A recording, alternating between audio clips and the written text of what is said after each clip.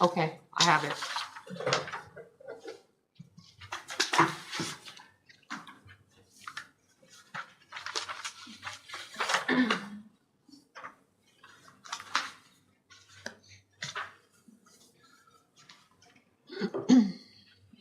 Whenever you're ready, Madam Chair, you may proceed. I'll call the meeting to order.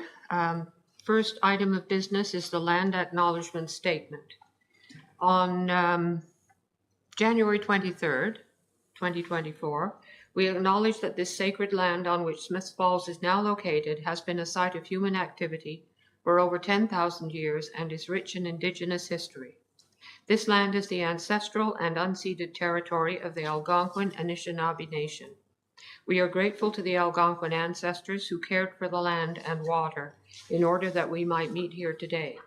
We are also grateful to the Algonquin people for their contribution in the making of the Rideau Canal, which runs through Smiths Falls. We are mindful of broken covenants and the need to reconcile with all our relations. Together, may we care for this land and each other, drawing on the strength of our mutual history of nation building through peace and friendship, being mindful of generations to come. Next is the approval of the agenda. Lorraine? Yeah. Oh, well, first of all, though, we need to make a change to the order. Oh, I see. When we get to the priority issues, we'll have the Confederation Bridge design item before the essay contest. And we'll have our delegation first. Okay, so would someone move that we adopt the agenda? And the seconder, Jenny, thank you. No additional items then for the agenda. Disclosure of monetary interest, anyone? So we can proceed to our delegation. I'd like to welcome Sean Thompson from Algonquin College. And I'll let you take the floor and tell us what you're going to talk to us about. A bit of a short leash here, so hopefully I can make this work. Hi, my name is Sean Thompson, as you just said. I teach at Algonquin College. I'm a contractor, also local, mostly historical stuff, so various levels of government. I'm working for other governments right now. I'm working on a few properties in Ottawa for the UK and for the other one I can't really say, actually. They don't want what I talked about. But yes, needless to say, a lot of historic restoration kind of work. That's what I do at the college also. I teach the first years and second years architecture and various other courses, including carpentry and then heritage restoration. So things like what you've undertaken in this building right here and a lot of what's going on in town. Hotel across the street a couple of years ago, all of those kinds of things. Maybe 4 or 5 years ago, Perth, well, just as a quick, and I might have this under my, I'll just quickly explain why I even bothered you guys.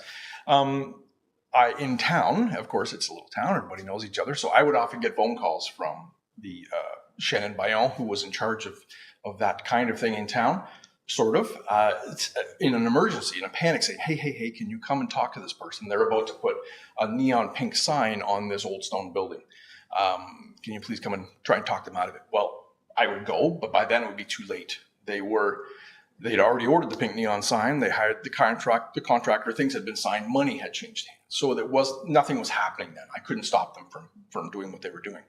Not that you can, but just they weren't even going to take the advice because it was already done.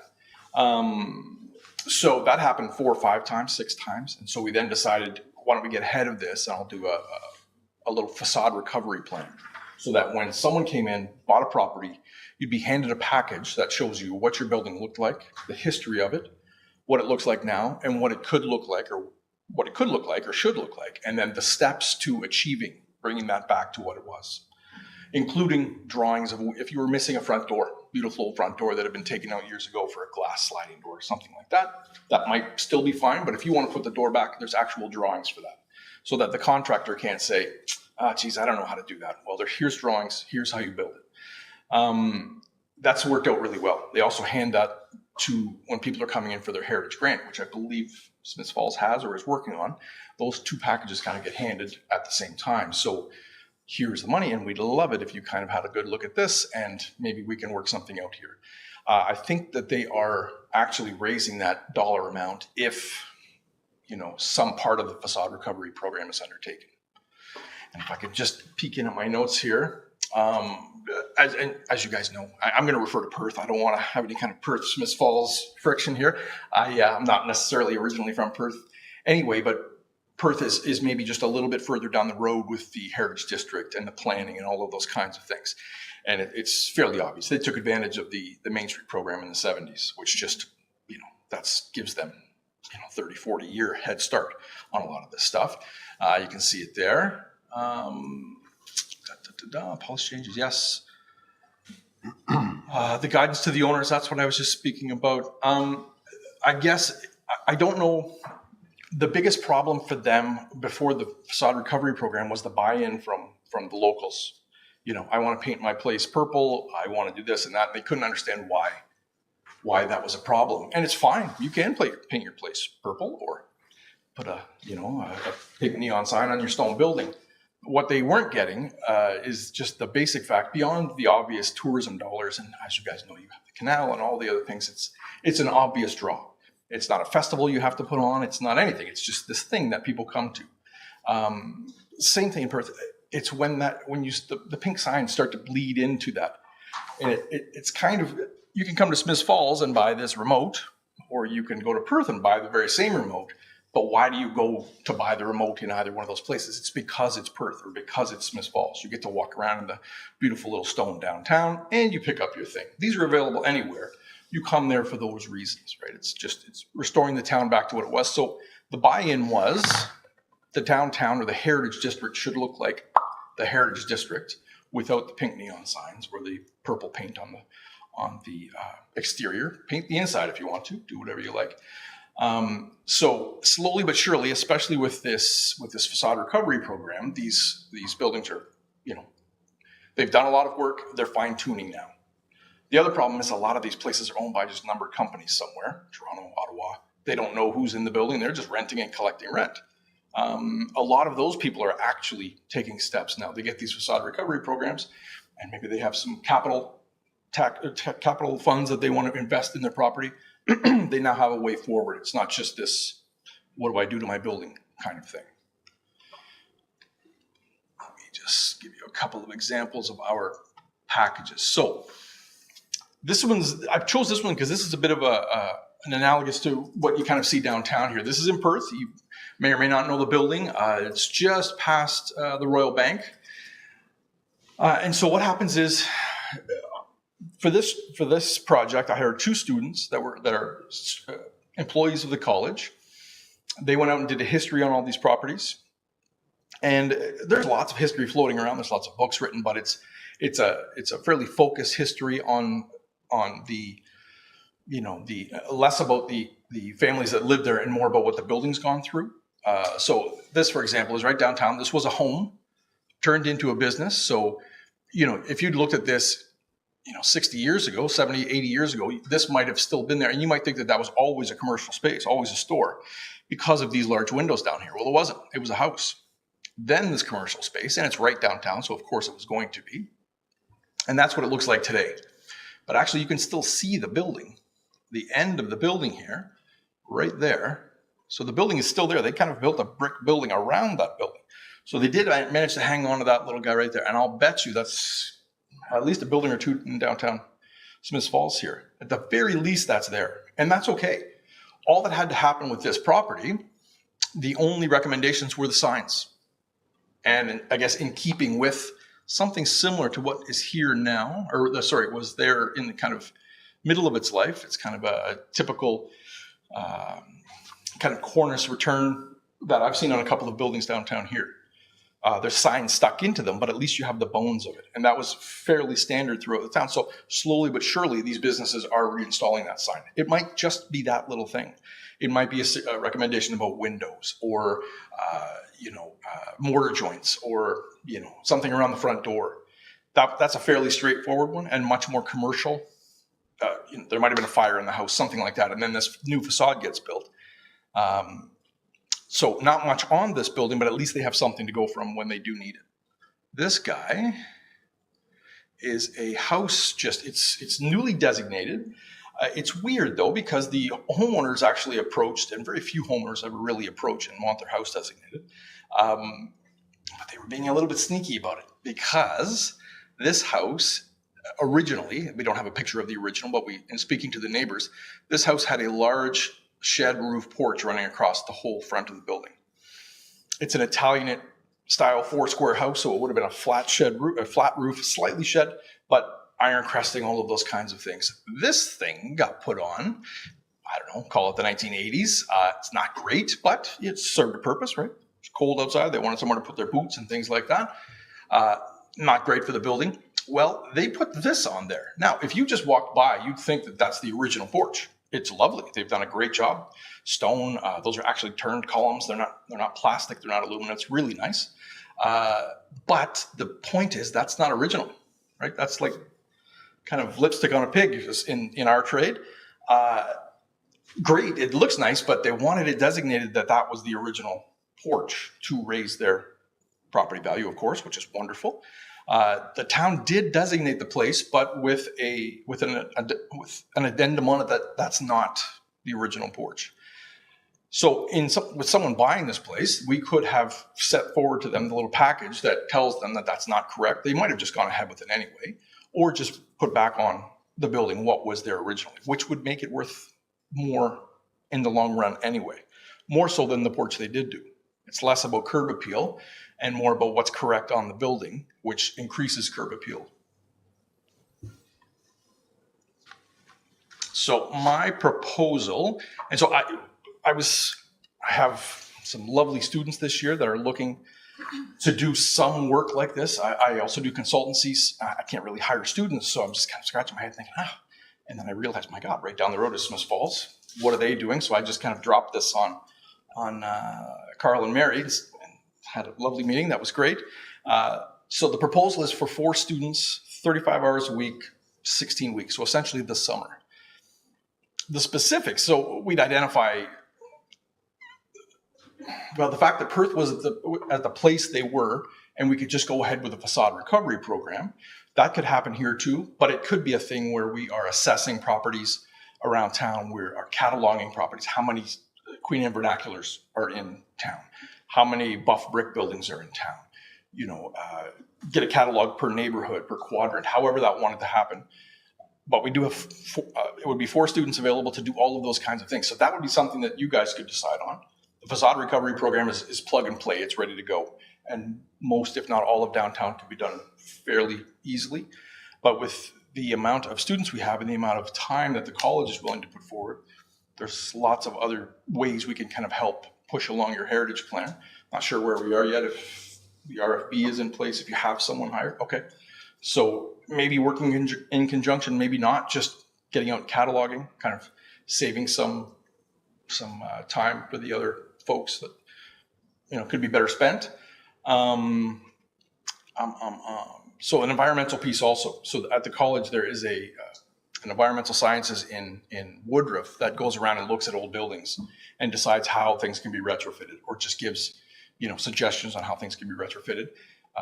As far as south-facing and solar and types of insulation for older buildings, ventilation, all of those kinds of things. So that's an option also.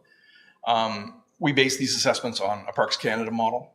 We tweak it slightly so it fits the facade recovery, but essentially it's, I believe I provided one. It's a long assessment talking about heritage assessments and physical assessments, down to paint colors and mortar joints and all of those kinds of things.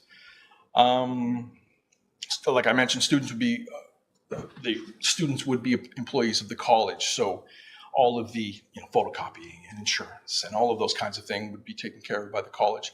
The college loves these because there's a deliverable. I can actually hand them here. We did 50 of these and we did 100 of these. They can flip through these things.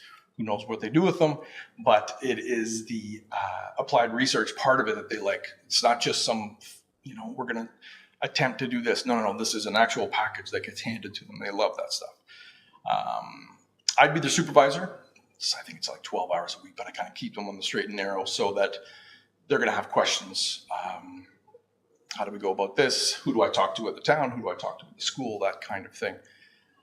And then for you guys, it would be supplying access to the archives or histories that already exist, helping them in town, whose house shouldn't we go and talk to or take pictures of in front of their house, maybe setting up for them, a map of here, let's do this quadrant, and maybe letting the homeowners know that they'll be coming, knocking on their door.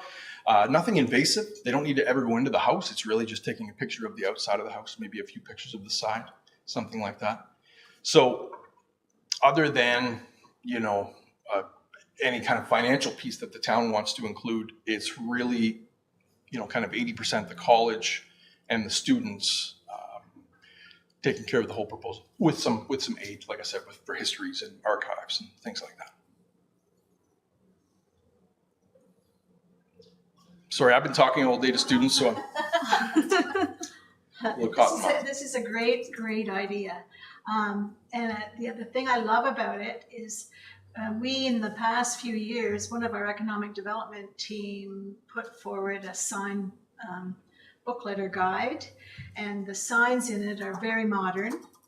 And you got a grant, if I'm remembering that correctly, if you use that sign.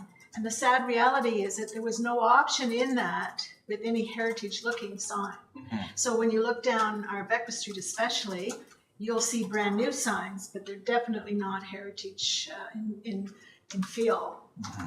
Which in my opinion is sad, because that's when we do our conservation district, our heritage conservation district, that's the first thing that we need to have people aware of. And if we could have your students create another resource that had pictures of signs, because they're not that big a deal. They're usually made of wood, which makes them sometimes more expensive, but I don't think in contrast to some of the signs we have, it would be that. But it would just give people an option, and especially when we know our town is moving towards a conservation district, that's what we want in it. I live in the neighborhood just off to the side of this. We have a Porch Fest festival every year, and it would be fun for your students to come and just walk around that, because most of the porches in it are original to the buildings that they're sitting on, which is fun. Yeah. But yeah, there's so much potential to have people, and I love that you still have so many students interested in doing heritage studies. Yes. It's just great. I think it's a great idea. It's really about the buy-in, because as you know, you're going to go through this whole thing, and it's hard for any of this legislation to actually have teeth. You can't, stop someone from doing something silly on their building, really. You can ask them not to, and but you really can't stop them. It's all about the buy-in. Yes, it's the signs, and it's the lampposts, and it's the benches outside, and all of those things. You already know that from just the work that's been happening in town. It's lovely out there with the bike path and the parking. The benches, it looks wonderful. It's those things that when people are buying in, you don't need maybe the teeth that you might in the legislation for people to actually kind of get on board. And it's wonderful timing.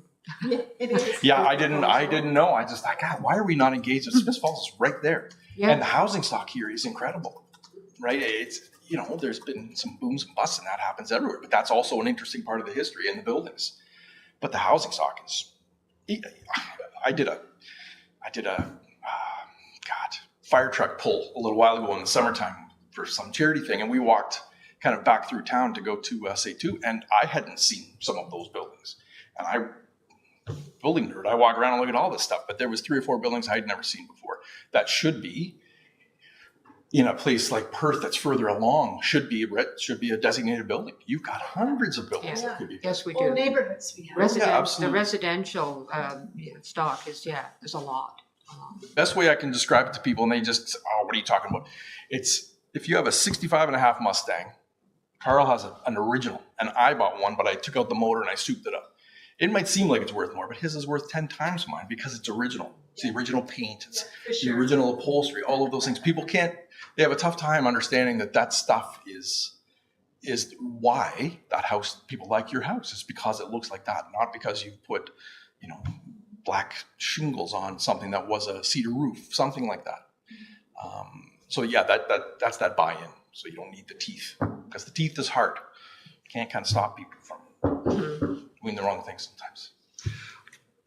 Go ahead, Carl. Through you, Madam Chair. Just, I guess a couple of, just operational questions. You'd mentioned that the town of Perth is offering an incentive program or offering incentives to sort of carry this out and for people to bring to life what your students have recommended. Does that mean then that the town of Perth has adopted this work or given some sort of formal municipal blessing to it? I suppose I haven't heard anything about any kind of formal stamp, but I do know, I want to say it was, just a ballpark. I think it was $4,000. If you were, changing something, they're not going to pay for your whole project, but I believe it was $4,000. If you and it's not a, hey, do this and you'll get more, but if you're showing interest in really, really putting things back, putting that door back on, putting the original windows back, a cedar roof, that can be quite expensive. So then they're revisiting, are there extra grant funds for something like that? So is it a rubber stamp on what my students did? Not necessarily, but it certainly is a big help. Okay. So it supports it, but it's not structurally tied to it. No. Okay. But what they have also done, and I believe I mentioned it in here, is they have a preferred list of contractors also, because you can also come to town and, I'd like to do this, but Joe Blow contractor can't or won't do this. That gets a little tricky, of course, because, there's liability there and you don't want to recommend people and then have something awful happen. But it at least gives people a starting point. So with the facade recovery and the grant and the contractor bid, it is kind of a three-headed monster that they can hand off to people.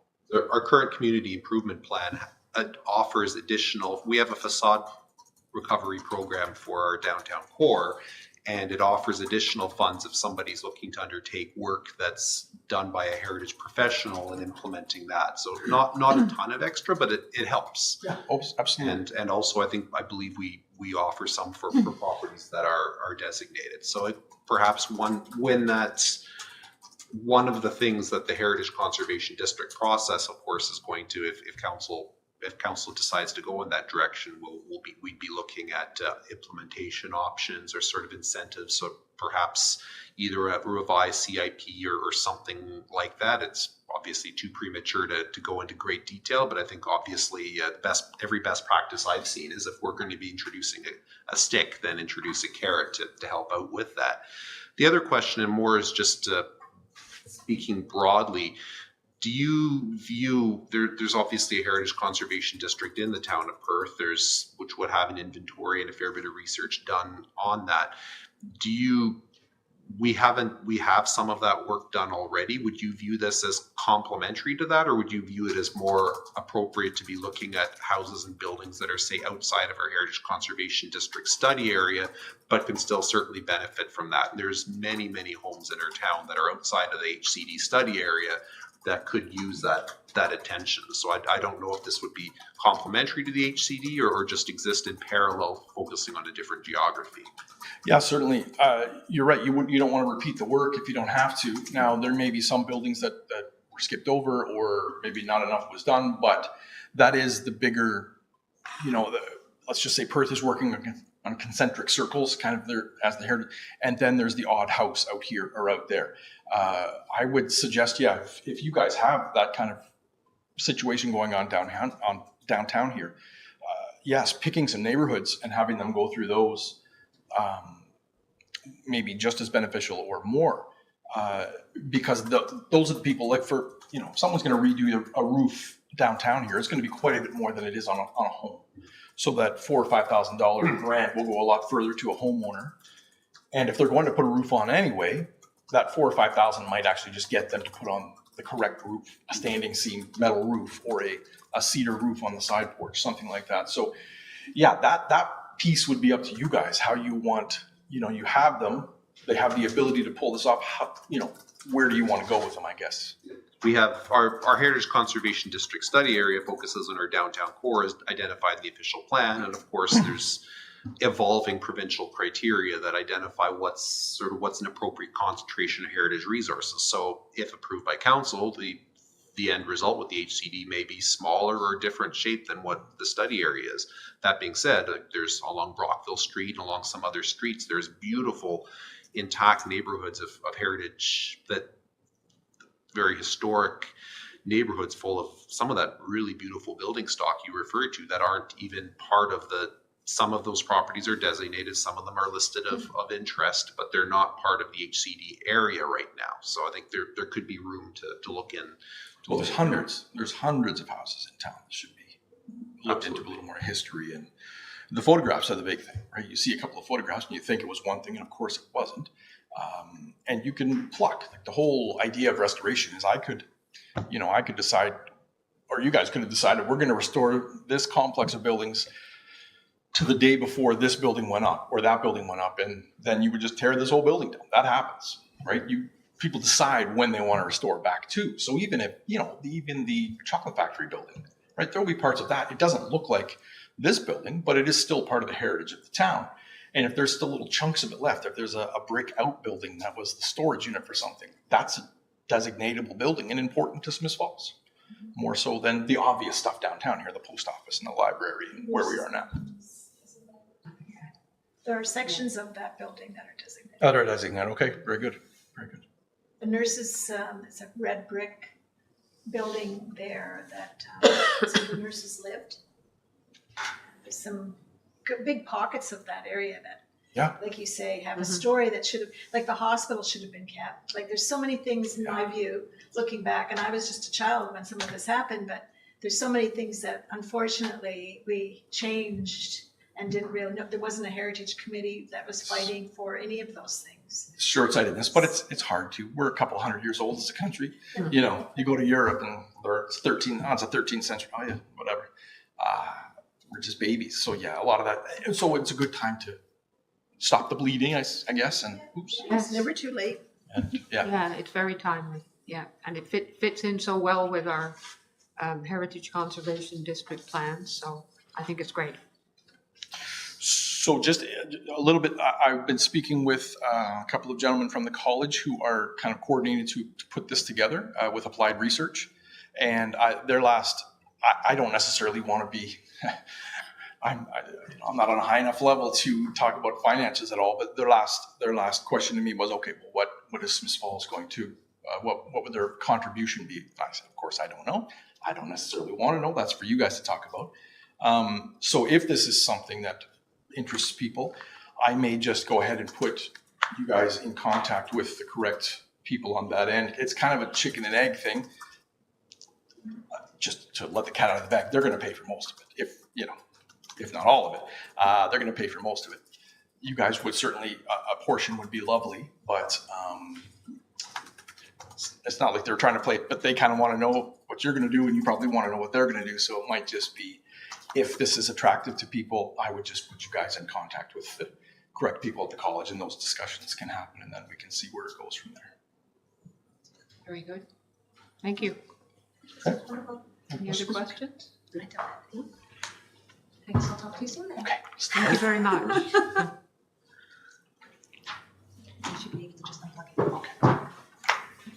I noticed that in my haste to get on with the agenda, I forgot the adoption of the minutes at the last meeting. Yes, and I just So- highlighted and I said Yes, to myself, so you missed it. I you guess can we should do next that time." right now. Sorry about that. Would one of you move to adopt the minutes of the previous meeting? I will move. Jenny will move that, and a seconder? Put it up and everything, Tom. Seconder? Okay, Lorraine seconds. Okay, Yeah, and thank you. Jenny moved and Lorraine seconds that we adopt the minutes of the December 5th meeting. That's helpful. Okay, Thank you, ladies. so next item on our agenda, thank you very much, Director McMunn, for coming to speak to us and take some questions about the proposed Confederation Bridge design. And I understand you will speak to us first about what's been going on in the past and just bring us up to speed. Yeah, sure. Okay, thank you. Yeah, so first of all, thanks for having me. I'm quite pleased that Mary and Carl reached out and to have me to this meeting this evening. So, so I'm sure everybody's aware. So my name's Paul McMunn. I'm familiar with Lorraine, having been on council before. So I'm the Director of Public Works and Utilities, and I know Jenny, I haven't met I'm yourself. Dorothy Hudson. Dorothy, I'm the nice to chair meet of you, the Dorothy. committee. Yeah, so thank you. Yeah, so I just wanted to provide a really kind of high level, where we started and the process to date and where we've got to where we are today. So as I'm sure everybody's aware of the location for the Confederation Bridge and the fact it was taken out of service in 2015 due to a structural assessment. And there it sat in the state that it's in right now, following the closure back then. I believe it was 2018, the wooden bridge deck was removed, and there it still sits. So kind of a bit of a legacy project going on here. The fact that it's Years. that it's been in place out of service for quite a number of years, going on 8 years now, I guess. 9. More than that. 9.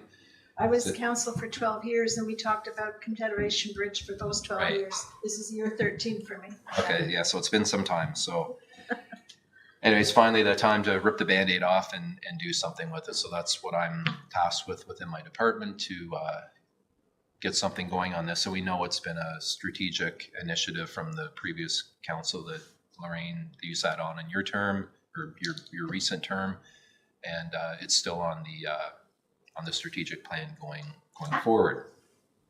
So as I'm sure you're aware, we've completed what's called a municipal class environmental assessment. So that's a requirement for municipalities to go through that process anytime we're going to change something that could have an influence on a number of different users within the community, or in our particular case here for the bridge, it could affect the Indigenous communities surrounding the area that are Indigenous to this area, the likes of other government agencies such as Parks Canada, Rideau Conservation Authority, Department of Fisheries and Oceans, and the list goes on and on depending on the nature of the work. And the one reason we go through municipal class environmental assessment and why we have consultation with all these different interest groups is to ensure that everybody's consulted with, everybody's got a voice, and we want to be able to take all that information and drill down on what the preferred solution is. We know there's a problem. The problem is we've had a bridge that was taken out of service, and there it sits, and we need to do something with it. So that's typically the problem statement in this particular case: is the bridge out of service, and we need to determine what we're going to do with it. So through that municipal class environmental assessment, what we did come to find out is that there was interest to not have a vehicular crossing, to have a pedestrian crossing.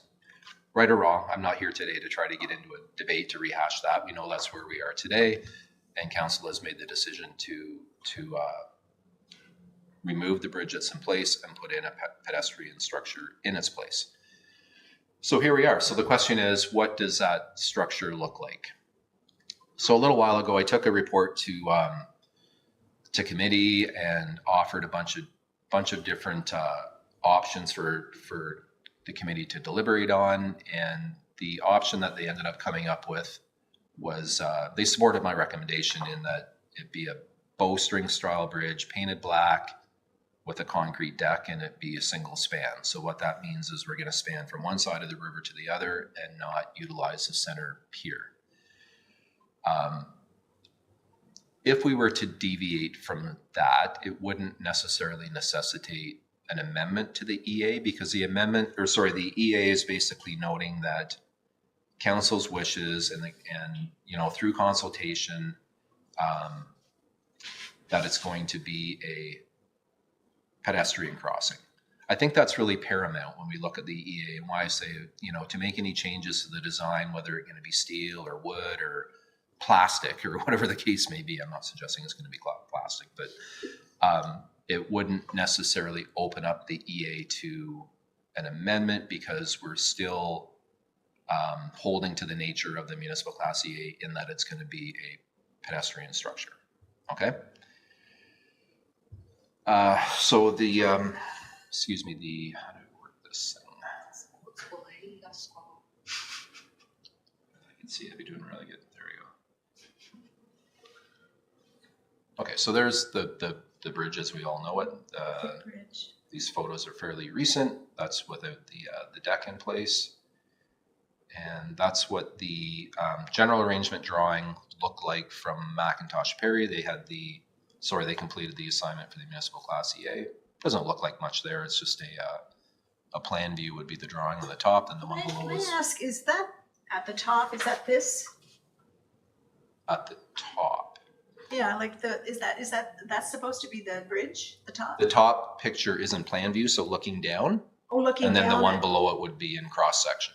Okay, so and is that this one? Yeah, Basically, yeah. similar to that, yes. But they're saying, like, their recommendation was black, like this.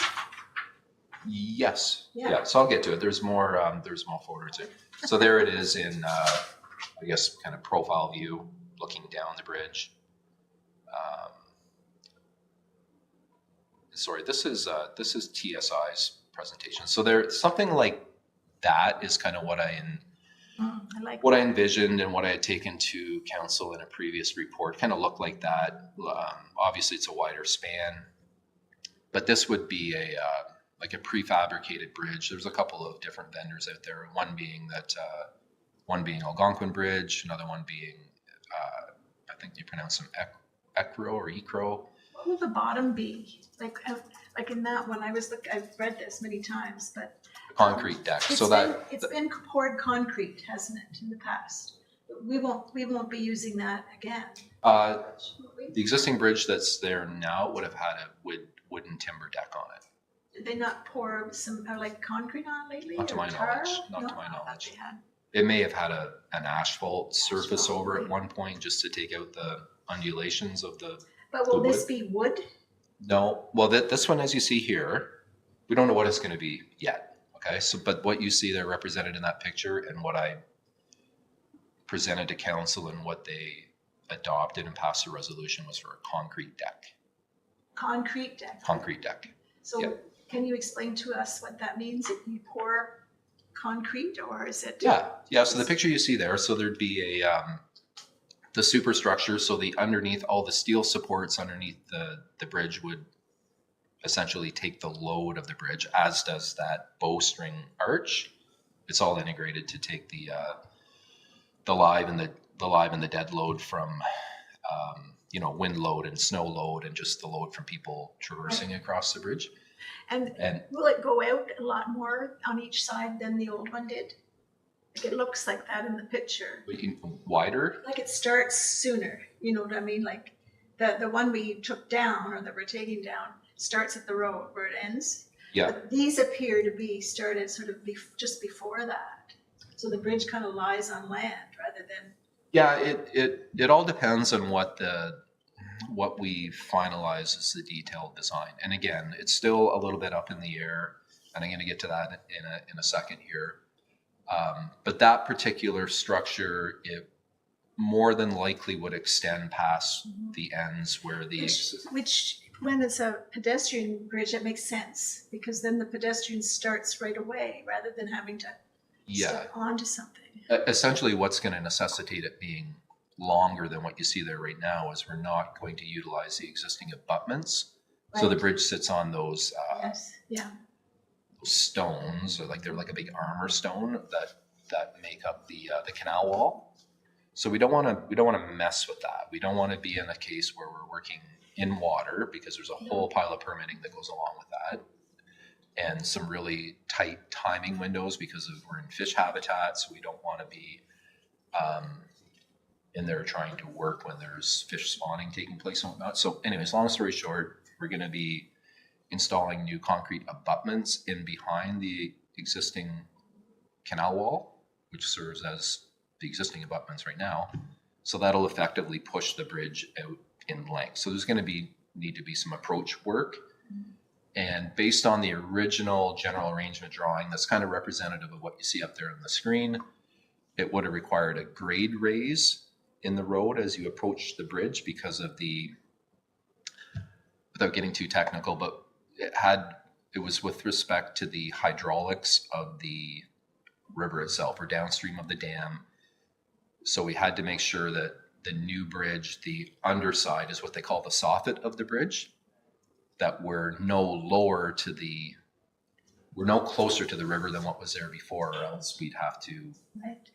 go through this whole exercise of checking the hydraulic flows of the river and making sure that we didn't impede flow in any way, shape, or form. So the underside of the new structure has to match the old.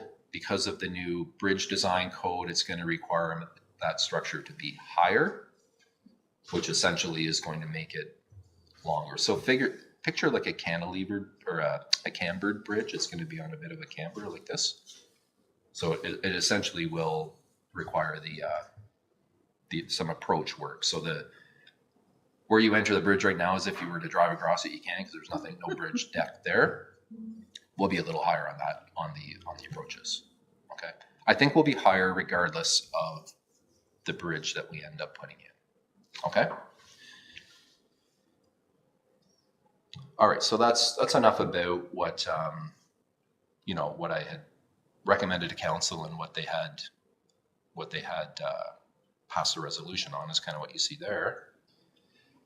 And again, this is all TSI's presentation that we had just recently, shortly after the new year, back in the fall, when council supported that bridge that you saw up there, or something similar to it, not exactly the same, but similar to it. So they passed that resolution, and there was a couple of caveats in there. One being that we reconvened the working group committee back together, which is comprised of Mayor Sean Pankow, Councillor Chris McGuire, and Councillor Don Quinn, plus myself. So I pulled I think it was the first week we were back from Christmas holidays. I reconvened the group. We sat in a room. TSI were there. Ramin, who is the lead on this project with TSI, he's coincidentally the owner of the company as well. Him and a couple of his colleagues, and Malcolm Morris, our CEO, attended as well. So we had a really, really good discussion. TSI presented this slide deck that you see here right now. They kind of noted some of the council concerns from the December 18th meeting. And basically, I'll paraphrase here a little bit, because what I felt and what Ramin from TSI felt, and I think what everybody felt in the room, was they weren't particularly sold on the previous option that I had presented. At the time, I felt it was the best option of the options I had to choose from, being I felt that architecturally, the bridge looked better than some of the other pedestrian bridges, like we'll call it a bridge off a shelf, right? A prefabricated bridge. So I thought it looked better than that. The fact that I selected, or I was recommending black, was it kept in line with the downtown core elements that we have down there with our street furniture and our street lights and our traffic lights. I just thought that would maintain some continuity of look and feel. So we'll paint it black. Concrete deck is robust, and it's going to stand the test of time, is the word I'm looking for, right?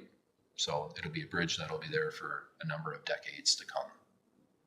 So paint it black, bowstring bridge, concrete deck. And then in speaking with Ramin from TSI, he's like, that's a fine option. However, there are other options that maybe we didn't necessarily drill down on when we went through the municipal class EA. Whatever, we can't go back to that, but we can certainly go forward and we can look at different alternatives or different options. The other thing I wanted to say here is council really has an interest in, for whatever bridge they put in, that it be a focal point for town, and it be that destination that people want to come and see, and it be kind of a landmark figure for the town. There's a huge opportunity here to do something unique, and something that can create that kind of tourism feel. And I believe it to be, this is just my own personal feeling, with the potential for the redevelopment of the former water treatment plant in concert with this bridge being replaced. I think those two alone are a really, really good catalyst for redevelopment of the adjacent park where the existing water tower is. And we know we're putting a new water tower in over on Aircure Drive. Whether or not the existing water tower stays after the new water tower is brought into service, I don't know. That has yet to be seen. But what I mean is, I think this bridge with the redevelopment of the former water treatment plant, which hopefully gets some traction here before too long, that is really the catalyst to something really cool happening in that park, right? Bring more foot traffic into it and become more of a passive area and take cars out of the equation and from an active transportation perspective. But again, that's just my opinion. So Ramin had come up with some alternative conceptual designs of bridges that had been,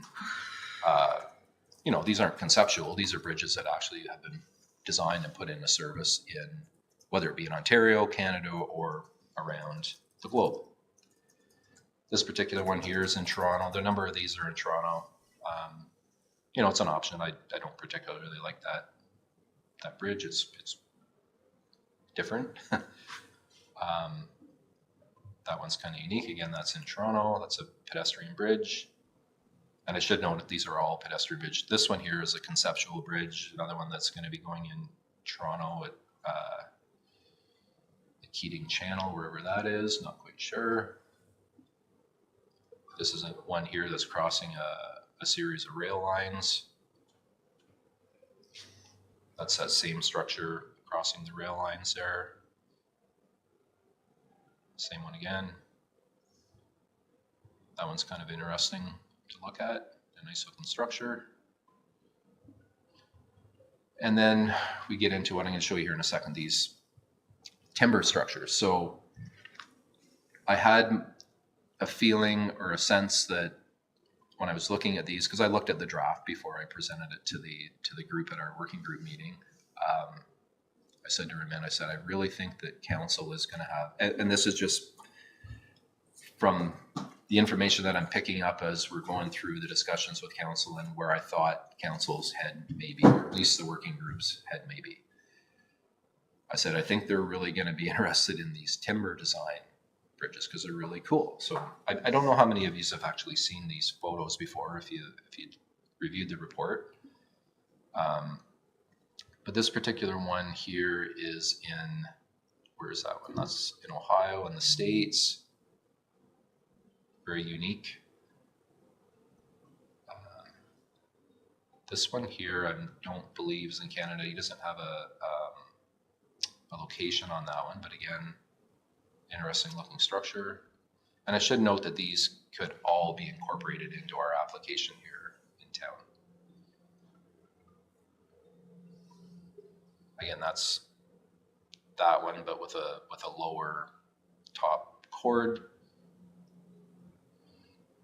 And then we get into this one. And this one here is in Princeton, BC. It's called the Bridge of Dreams. It's won a number of awards for its design. It draws a lot of tourism to that area just to come and see the structure. And I should note that the one bridge element that we haven't had in the past that council really has an interest on is some type of a lookout feature on this structure. So you walk out on the bridge and you could look downstream without, an encumbrance in your line of view, that you can step out onto some type of a platform deck and enjoy the river, the canal. This particular structure does. This photo doesn't necessarily really show it well, but it is it'd be on if you were to walk down the bridge that way from the bottom left to kind of the top right, it would be on your left, down in the vicinity where that center pier is. And it does, it looks out, it's got a railing, you walk out on it and you can sit out there, take photos and whatnot. So a really, really cool feature of that, of this particular structure. So there's some others here. Again, we're getting pretty funky. So anyway, so this is the one that council hasn't endorsed this. It was presented to council. They've asked me to go back with TSI and to start looking at possibly this being an option and put some costing together. How's it going to impact our schedule? I should mention with schedule, I was really gearing up and feeling as though council wanted a bridge put in 2024. And I'm sure they want to see it put in sooner than later. But what I understand now is, okay, maybe we'll, we're not pulling the e-brake, but we're just going to pump the brakes a little bit, take some time, not be hasty about this. We have a really great opportunity to do something monumental for the town. And they want to look at different options and maybe perhaps something like this. So long story short, I've reached out to folks out in Princeton, BC, just shortly before I came down here today, and trying to get an audience with them to understand some of the challenges they had through design, through construction, maybe perhaps what some of the maintenance items are going forward, and some of those perpetual things until not perpetual. I mean, the bridge will have to be replaced at some point, but just what their experiences are since 2010 when that bridge was constructed and put into service. So we're doing our homework in the background. If we went with something like this, it would mean that we would have to engage a sub-consultant through TSI, being a bridge architect. So bring them on board to come up with some conceptual drawings and plans for council's consideration and go through that process. Would something like this cost more than what we have in the budget? Perhaps, I don't know yet. I have sneaking suspicions it probably will.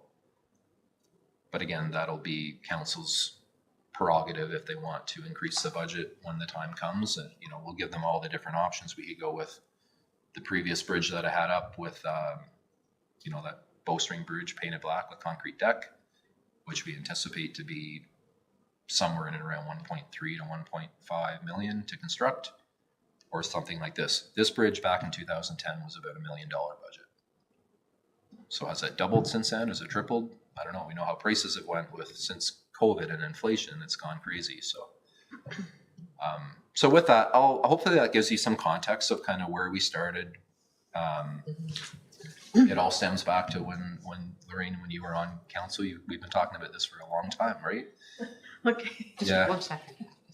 Can you give us a timeline for, like, if we decide that we want to formulate a resolution to council? Yeah. How much time do we have, do you think, before council makes a decision on the design? Like, is it months or weeks or? Yeah, I think realistically, probably, I'm away for a couple of weeks at the end of February through to March 4th. So I'd advise council at the last meeting that should be able to bring back something to them, not a design, but just a little bit more information, right? So to inform them going forward and trying to garner some direction out of them where they want us to go from there, right? So there'll be no decisions made on around the early part of March. So I would say you have until, the first cycle of COW after committee of the whole, in March. March. After March 4th. After I'm March. not back till the 4th of March. So So we can, we have to do a resolution, then we can do that at the next meeting, if it's only 2 weeks away. And with So plenty that's- of time. So you could go ahead with your question. yeah, so the one thing, if I could, Lorraine, is the one thing it was always my understanding, and when we put out the request for proposal for detailed design, everybody was aware that whoever the successful proponent was would have to consult with the Municipal Heritage Committee. So I'm here today. TSI isn't here, but I wanted to just come and talk to you folks and let you know where we're at. The one thing that we've kind of noted and is how do we commemorate the bridge that was there? Because the reality is council doesn't have an appetite to try to rehab or refurbish what's there. We know that ship has sailed, right? So the old bridge is going to come out, and it's probably going to come out sooner than later. I think council has an interest to get the old bridge removed, so it'll show that there's some progress happening. And there's lots of stuff happening in the background, but from the perspective of the community, they can see there's actually some work being done. So we'll take the old bridge out, and then we'll continue with the detailed design. But I would like this group to the Municipal Heritage Committee, and there's members. How many members are on the committee? I know there's a couple. Chris McGuire isn't here this evening. Chris No, isn't here. There are five. there are 5 of us. And Chris. Yeah. there. So I would like a little bit of direction from this group in terms of how do we commemorate the old bridge? Is it some type of a plaque system on either side of the bridges on the approaches that well, when folks are visiting this or they're crossing the bridge to get into the park, that they can sit, reflect, and look at, you know, some type of a heritage board that has a photo of maybe not the bridge as it sits there today, but historically what it was for, when it was put into service. You know, all the history. I'm sure there's lots of information at the Heritage House and or at the library, or for perhaps in your own archives. I'm not quite sure, but I'm sure something could be put together. So I'd like for you to get the wheels moving about that. And then perhaps we can have a discussion about that at a later date when I engage TSI to come back and talk to this group. So, yeah. Thank you. But yeah, by all means, I mean, certainly if you know, we don't need to talk about what Municipal Heritage Advisory Committee's interest is in terms of what this bridge looks like today. That's not the purpose of this meeting. I don't know if you think this is ugly or it's nice or whatever. It's irrelevant at this point. That's something that this group needs to put together and present to council, presumably through Carl being the staff person on this group. So,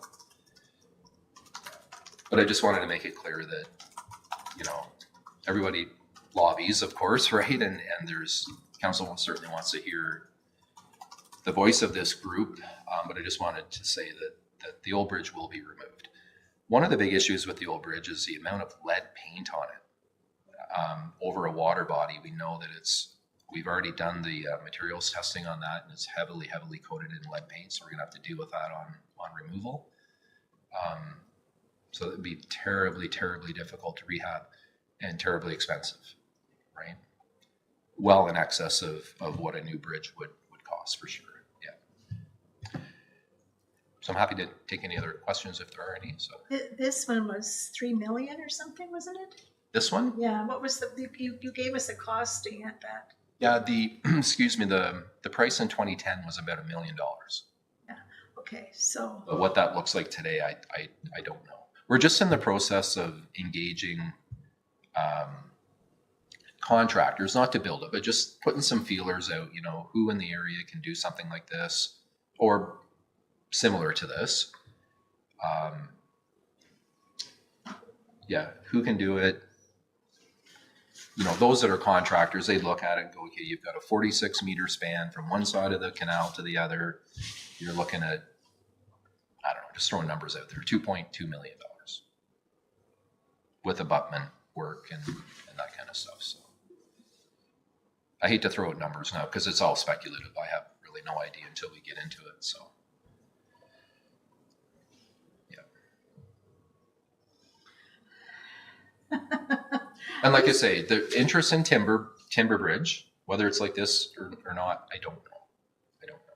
The council has expressed interest in a timber bridge. Is that what you're saying? Yeah. this one, That, yeah. Oh, well, yeah, that one. Yeah, but Three of them certainly did, like the three that sit on the working group committee, and Chris being one of them. They seem to have interest in this style of bridge. They seem to have interest in doing something unique, right? And not missing an opportunity to do something unique, right? And if that means taking a step back. In that case, they're not really interested in replicating no, or, what is there now, right? or, Because that's, or the heritage. Well, cloning was kind of put to bed long ago. was it? Yeah. Okay, Yeah, and that's well documented in the municipal class EA. okay. I mean, it is what it is at this point, right? So that was kind of no interest in cloning. They want something a little more, something different. So, yeah. Well, thank you very much for Okay. taking your time to come and explain all this to us. It's Yeah, you're welcome. very useful. Thank you very Yeah, much. you're welcome. You're welcome. Is there any other If questions? there's any other information you want, feel free to reach out to Carl, and I'd be happy to provide it. So, yeah. Okay. Thanks again. Thanks, Paul. I'm gonna skedaddle. Yeah, absolutely. Dismissed. Thank you.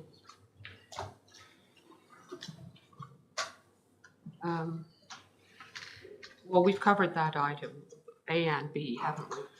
Oh, yes. Yes, okay, so we'll move on then to the essay contest, which we're hoping to promote. Can I just, what do you mean Like we Oh, haven't talked no, about what we no, want to do. have we? but he said that we didn't have to make a resolution. We don't have to make a resolution tonight. I'd rather wait until we have other members here, particularly Councilor McGuire. So is that okay with you if we make a resolution? In 2 weeks, we'll be meeting again. Or did you want to do it now?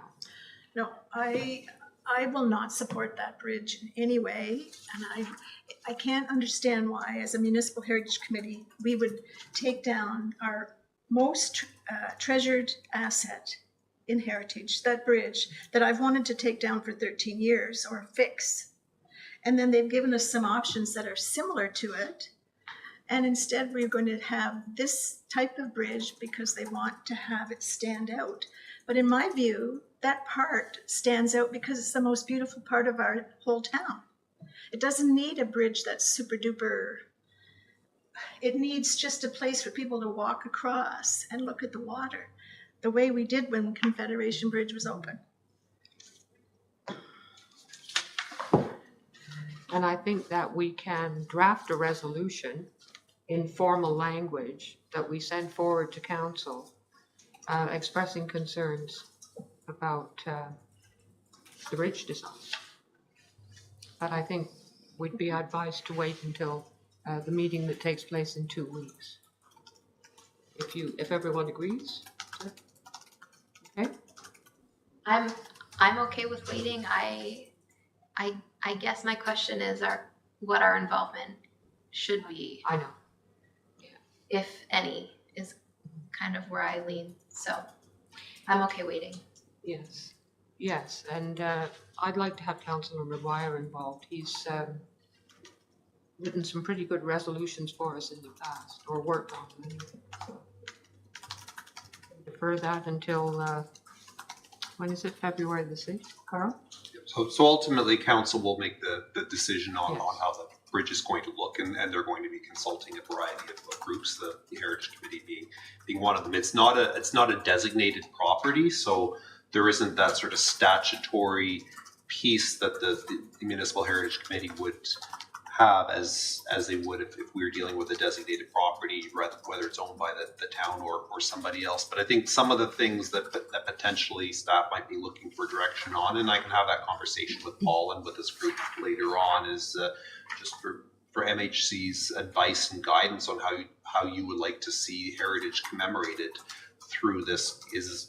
Is it a plaque? Is it something else? Is it some sort of part of the future structure? But how you'd like to see the heritage of the original structure commemorated in whatever ends up being the outcome for the final design here. So whether that resolution is presented at the next MHC meeting or sometime later, we can have that conversation. The other question certainly that we would be settling in is at what point does MHC wish to invite TSI, the consultants, to attend a meeting? If MHC would like them to attend a future meeting, perhaps to discuss a resolution you adopt, or at sometime later in the process. So we would certainly welcome your direction on that, and we can have that conversation with the Public Works Department to determine how we'd operationalize it. Sorry, Madam Chair. I just wanted the committee to keep in mind that what Director McMunn was stating was that they're likely going to have to obtain a subcontractor through the consulting agency in order to conduct some form of design of a bridge, however that turns out. And if, I'm not sure when that is or how that's going to unfold, but it could be an appropriate time for MHC consultation at that point before the design work really gets started once that subcontractor comes in. So just some food for thought, that's all. Okay. All right, thank you. So the Heritage Week initiative, we were hoping would be an essay contest, and we've had the flyer that Mary prepared a while ago. Excuse me. So we're looking for feedback on the flyer and on the prize and on the appointment of judges. Sorry, I have to get some water. Do you mind if I just speak to it real quick? Yeah, Dorothy? please. Okay, so through the chair, yes, so basically this is just a marketing flyer that I plan to essentially use on social media, on our webpage, which more updates on that in the roundtable, but on our webpage, on social media, on the emergency banner for the website, also to circulate to SFDCI and the teachers over there to try to muster up some interest in the essay contest. So the photos on it are intentionally non-designated properties because we're actually hoping that there's some interest in doing the history of some non-designated properties so we can learn a little bit more of the history of other properties in town. But yes, if you have any feedback, if you see any mistakes, Carl did take a look at it for me, but that's helpful. The other issue was prizes. In December, I brought forward that Dorothy and I discussed the potential of an education bursary. We're not able to do that, but we have been approved if we want to do some value of Visa gift card or a MasterCard gift card. So it still has cash value, which is a little enticing to ages 16 and 17. And then the appointments of judges, I was actually just suggesting it in advance because I'm hoping to announce the winner for February 19th, which is the council meeting at the beginning of Heritage Week. So it'd be a great way to launch the week. But if the committee feels that that needs to be pushed back a week so that we're actually announcing it maybe at the next council meeting available after Heritage Week, we might need to do that just to allow some time. Because at this point, even if I have this launched tomorrow, writers will only have 2.5 weeks to do the writing. Yeah. And I mean, 500 words isn't a lot, but at our age, we don't see it as a lot. At age 16, it seems like quite a bit. Yes, and it's the history of the property too, so one would assume a bit of background work would need to be done, Absolutely. unless their family had lived in it for a long time. Yes. The So information is- appointment and the judges, if we push back the date, it's not as imperative this evening. We can move it to like February 6th, let's say, just so that we have those in place for the time that submission's required. But yes, just looking essentially for general feedback so that I can get this launched ASAP. Lorraine and I probably can recruit some retired teachers Right? to be the judges, if that would be maybe the most suitable. It might be. Yeah. Were you both English teachers? I said, were you both English teachers? We were elementary teachers. Oh, yes, that's but, right. Well, I know Lorraine I know, was. She yeah. taught my sister. I know some high school teachers, retired high school teachers as well. And so the prize then, so we've been approved, so, and it can come from our budget. So we just need to decide on the value of the prize then. I wondered at first if we should have first, second, and third prize, but Mary pointed out that if, we might just want to stick with one. What do you think about? It's hard to know how many we're gonna get. I know. So for the first year, maybe we do one. If we have Yeah. a really good participation next year, we can maybe look at first. Okay, That's sure. just my thought. Lorraine? Yeah, I agree. Okay. So from our budget then, Mary and I tossed around a figure of $200. Do we want that or more or less or $200 to the winner? $200 for the winning essay? Yeah, That's a good win. it is, isn't it? Yeah. I mean, I'd say we that. wanted to pick something that would be motivating enough. Okay, well, that should motivate a teenager. Because, writing an extra essay outside of class, well, it is extra work, so. Is that it? I think it's suitable, yeah. Okay. All right then. So you'll be able to get that out and I will be able to get that out tomorrow. Do we want to leave appointments of judges till next month, maybe when we have a larger Sure. group with us? sure. Okay, the project update. Is there any update on the? Yes, thank you, Carl. Yes, I'll just make this quick. I think since our last MHC meeting in December. So as you're probably aware, Council awarded the project, the HCD project, to Stantec Consultants. So they provided a very good. We had actually it was as you know, the evaluation committee. We struggled with a couple of solid applications, but we're happy with. We're happy with the bid from Stantec. On January 9th, Mary and I met in person with the two project planners from their team. It was certainly delightful to hold a meeting like this in person. It's been many years since we had a project kickoff, but I think that allowed us to sort of get a level of comfort, get to know them a little bit, discuss our expectations for the project. They'd already taken a tour around Smith Falls to get a lay of the land.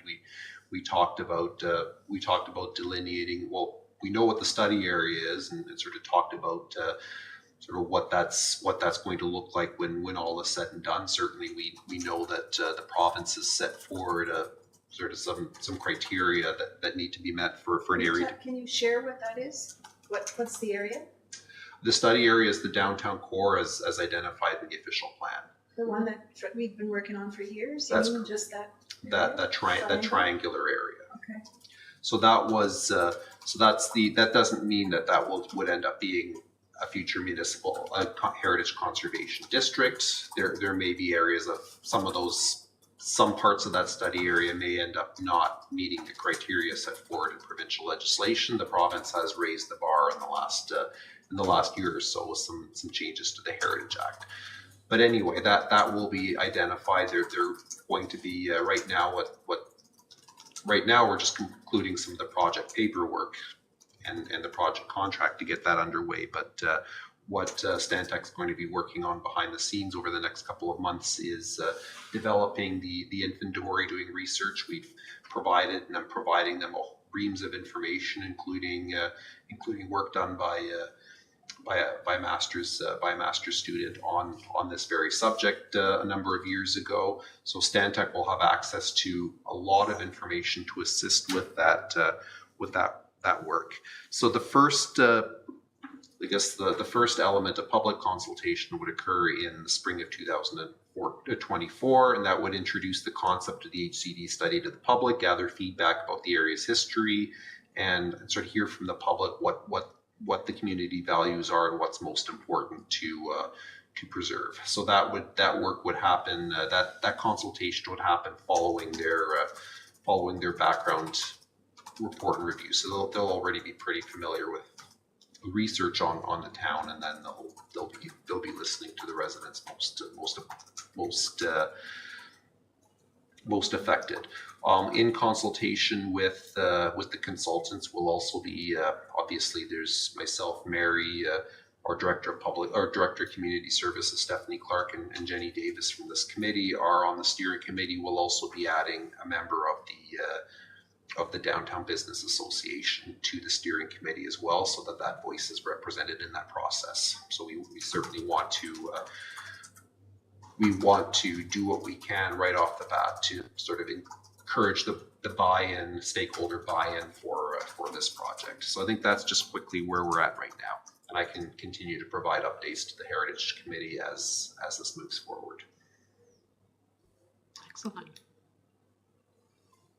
And I assume they have the information that we've done as a committee as well, on the properties of interest, and even the, if you still have it, the information that Katie Hoffman dug up on the churches. You still have it.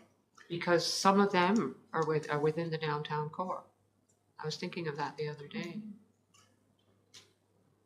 You have me to dig that up, but yes, Carl's looking at me because I'm the one who's sharing the information. I've given them everything they've asked for. I've said that I have a whole list of the cultural properties of interest and all of the background and the bylaws and everything. So I dropped a bunch of documents off already to them. Good. And I mean in a Dropbox. I didn't go up to Ottawa, but I basically, and the contract hasn't been fully signed at this point, even though it's been awarded. So once it's fully executed, we'll be able to jump in and we'll be in full-fledged conversations on if anything's missing to help them with the first stage of the project. Okay, good, thank you. Roundtable is the next item, and Mary, you have something for roundtable. I do. I actually have two. I'm going to start with just backtracking a little bit. The deadline for the essay contest was February 9th. If the committee does want to support, I can make the deadline for this February 16th, and that would mean that the announcement of the winner could be scheduled for February 26th at Committee of the Whole, which is the Monday immediately following Heritage Week. Yeah, I think that's a good idea. The other item is the Heritage webpage. You'd be pleased to know that on the back end, although it's not fully launched, it is fully prepared. I'm just reaching out to Economic Development right now because I'm having some issues uploading the symposium videos. I don't know how to do it properly. So I'm hoping to get some direction from them. The Economic Development Coordinator's out until Thursday this week, so I'm hoping to have some assistance before the end of the week. And if that's the case, then the webpage will be fully launched the last week of January, and you will be the first to see it. Good. Carl? I think just, I guess, an early reminder about symposium planning. So that Right. obviously is will creep up on us later on in the year. We have a fairly small committee at this point, so certainly would like to work with you and make sure that we have enough horsepower to help plan and organize that. So I guess on that note, we do have a couple of vacancies in the committee, so I'd encourage you to reach out to anyone you know who'd like to. Now is a great opportunity to join the Municipal Heritage Committee and help us out, provide that strategic direction on the HCD and other things, as well as help with the symposium planning. And I'd encourage you to reach out to them and point them to the committee application form, and the clerk receives committee and board applications at any point, and prospective new members are formally appointed by council. Okay, thank you. Mary? Sorry, Madam Chair, I missed something. In addition to that, keeping in mind our terms of reference have changed. Ages 16 and 17 are eligible for appointment as well. But as a side note, speaking to Carl's symposium note, George German of the Rideau Lakes Municipal Heritage Committee reached out to me last week. Unfortunately, we haven't yet had a discussion, but he has expressed interest in presenting a project that Rideau Lakes had done. He's actually wanting to seek MHC's interest in having him presented as part of this year's Heritage Symposium. So I will be initiating discussions with George this week because I don't have the full details at this time. And I'm hoping to have something for the committee in February so they can have that for consideration. Well, yes, we did say probably at the last meeting that we should have it on the agenda starting now so that there isn't a terrible rush at the end. So yes, thanks for reminding us, Carl. So we'll have the symposium on the February agenda where we won't, there won't be a delegation, I assume. So, well, hard to know, isn't it? Okay, Lorraine, do you have anything for roundtable? No. No? Jenny? Nothing for me. No? And I don't either. So that ends the meeting. Would someone move that we adjourn? Jenny? Thank you. Meeting adjourned.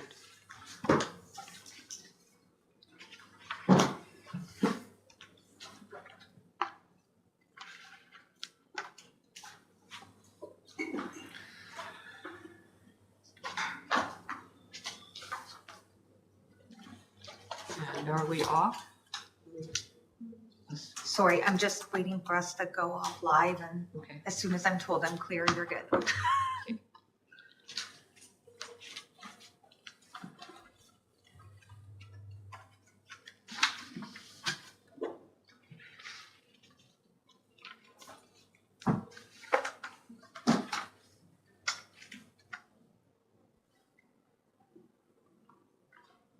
We just sitting here. Waiting to Or not, watching myself. waiting to stop being live.